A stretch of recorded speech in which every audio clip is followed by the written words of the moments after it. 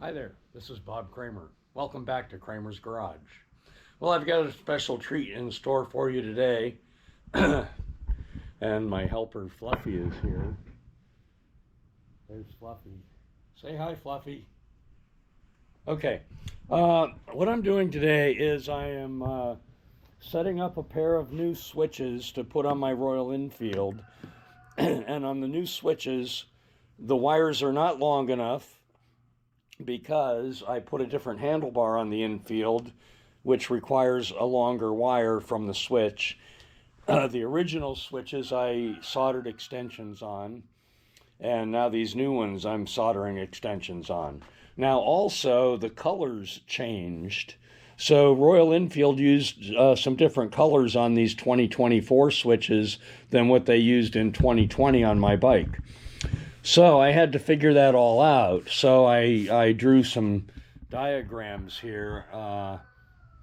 And anyway, the bottom line is you can see this is my turn signal wires, my headlight wires, horn wires, and so forth. On the other side, I've got the kill switch, the start switch, and the front brake. Okay, so what I did is I wrote here the color that's coming from the new switch, and this is the color going into the wire harness. So I'm soldering the correct colors for the wire harness onto the new switch wires, and this will all be wrapped in wire loom, of course, and what will come out of the wire loom will be the colors that match the wire harness on the bike. So I'll show you a couple things here. First of all, notice that you stagger the joints when you solder your wires together. You don't line them all up in a row because you'll have a big ball and you won't be able to put it inside your handlebar. And if it's outside your handlebar, it'll look like a big ball in your wire. So you stagger your joints so they don't line up, and when you wire loom this, it'll wire loom up nice and neat. Okay? If there's any little pieces of solder sticking out on the connection there, you can take a small file and file any little pieces that are sticking out. File them down a little bit so that your shrink tube, when you put it over it, that little sharp piece sticking out won't poke a hole in it. Okay, sometimes you get a little sharp piece of solder sticking out there. But anyway, then the other thing is you'll see I save all kinds of scraps of wire because colors. It's hard to keep in stock, keep buying new rolls to get all the different colors. I do have quite a few different colors that I've bought. Now, these are all 20 gauge wires. These are all unknown. And these, of course, on the new switches, they were unknown as well. I measured them and found out that they are mostly 20 gauge. So I'm going to show you how you figure that out. You need to have a chart. Where'd my chart go? Oh, you need to have a chart. So, if you look at this, it says standard copper wire specs. And you come down here to 20 gauge, and you see that a 20 gauge measures 32 thousandths diameter, and an 18 gauge is 40 thousandths. Now, Honda used some oddball sizes like 19. Some of these wires measure 36 thousandths. So anyway, you can just take your digital caliper and measure the diameter of the wire, of course, after it's stripped. I'll show you a little sample here. I'll just measure one for you so you can see what I'm doing.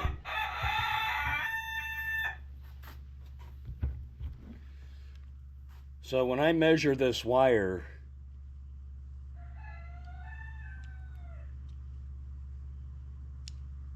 and you got to be careful, don't squeeze too hard and crush the strands. Make sure your caliper is zeroed out.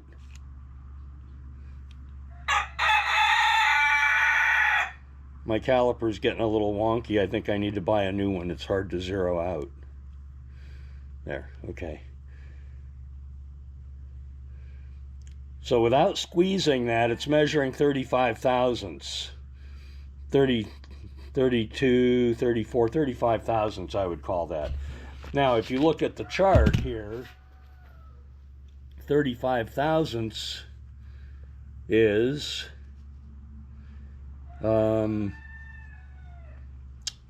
19 gauge, measures 36 thousandths. 20 gauge would be 32. 18 gauge would be 40 thousandths. So you can measure the wire and figure out what size it is. On here I'm using 20 gauge for all the turn signal wires, but I'm going to use 18 gauge for the headlight wires.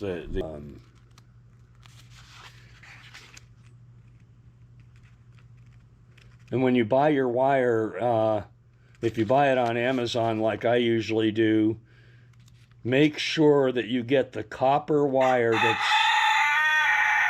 tinned copper wire. If you get on Amazon, there's a lot of people selling aluminum wire that's copper plated. Do not buy that.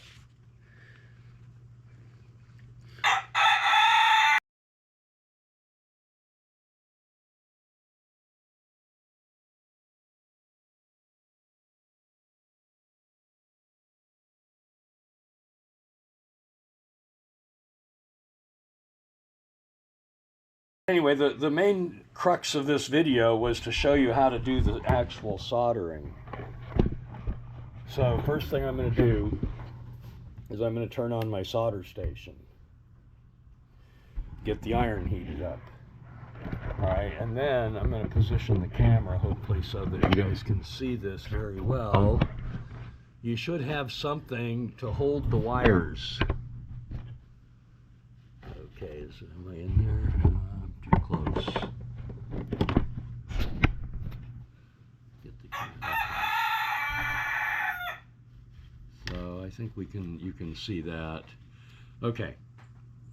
So now I've got to figure out my color.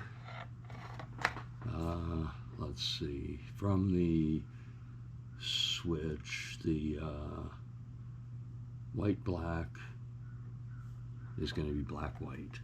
All right, so my white black, this one, white black means it's a white wire with a black tracer.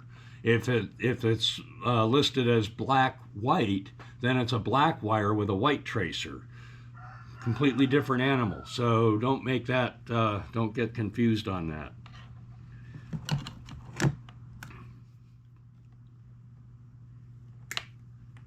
So I'm going to cut that because I'm staggering the wires. Strip it back about 1/2 inch. Strip this one back about 1/2 inch. And oh, incidentally, I use a lot of colored tape. So since this wire is supposed to be black with a white tracer, what I do is I use a black wire and put a piece of white tape on it. So when I go to connect it, I'll know which one it is. All right, now here's the important part. When you solder wires, you need to start with a strong mechanical connection or semi-strong. So what I do is I cross the wires in an X like that. I hope you can see this good on the camera. And then with my fingers, I twist that X. Can you see what I'm doing there? Fluffy wants some attention.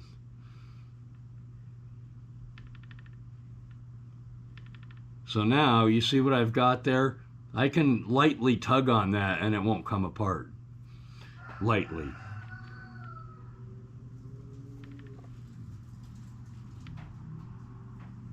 Clamp the wire in your wire holder clamps. I always put a little flux on that wire connection. My flux is getting stiff. This is a paste flux and in cooler weather it's very stiff. So what I do is I warm it up a little bit, melt it like that with a little heat gun. Alright, so now I've got the wire coated. This is my flux right there. And let's see. Your soldering iron has to be up to temperature, fully up to temperature. If you need to clean the tip, some people use a sponge with water or different things. But what I use is I use a small wire brush and I just dip the iron in the flux. Let's see, can I get this in the camera? And brush it off with a wire brush. So now the tip's nice and clean. Okay? Now, you can't start soldering and you don't want to put the soldering iron against the wire until it's hot enough to fully melt the solder quickly. So make sure your iron's hot enough to melt the solder, and then put the soldering iron under the wire touching, and put a little dab of solder right there, and that solder is now connecting the tip to the wire.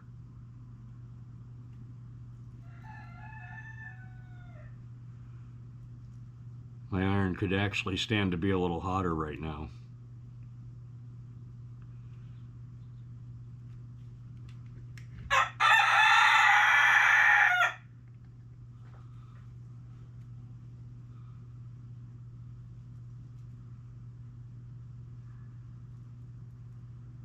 We're going to do another one on camera with the iron hotter.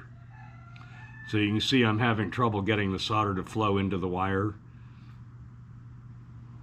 It'll get there eventually, but I'm getting the wire pretty hot.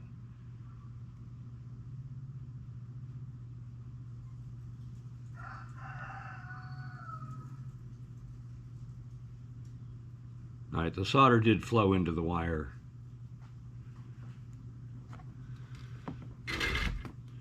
It'll be a little bit neater with the hotter iron. So let's do one more on camera.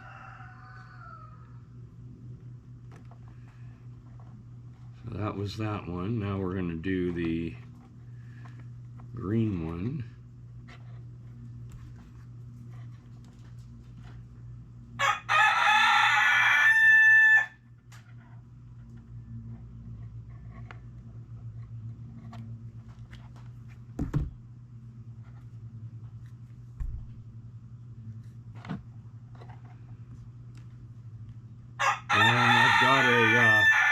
Black wire here with green tape on it.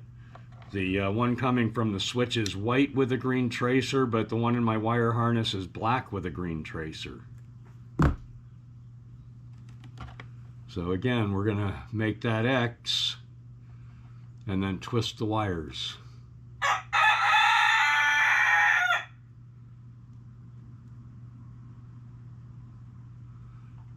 And then clip it in the wire holder. Put a little flux on the wire. I know a lot of people are very shy about soldering wires and like to crimp everything. Crimp connectors would not work very well here if you're going to put this inside the handlebar. Okay, now you see how fast that one heated up? My iron is at the right temperature now. There. All right, and then after it cools for a minute, you can just take a rag and wipe the flux off of the insulation.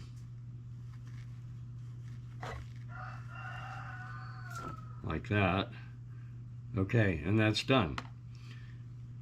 And as you can see, these two wires are staggered. Okay. All right. Well, that's soldering 101. You learned how to measure your wires and figure out what the gauge is looking at a chart. You figured out, you know how to figure out the ampacity of the wires. You know that LED turn signals can run on a 20 gauge wire. Your headlight and horn would be best on 18 gauge wire, an LED headlight. If you have a halogen headlight, you should use 16 gauge wire. The halogen headlight can draw up to about 8 amps. But anyway, the heavier the wire, the easier it is for the current to flow, less resistance. But anyway, okay, I hope you enjoyed my short wiring video, and I hope you learned how to solder. If you liked my video, give me a thumbs up and subscribe to my channel. Thanks for watching.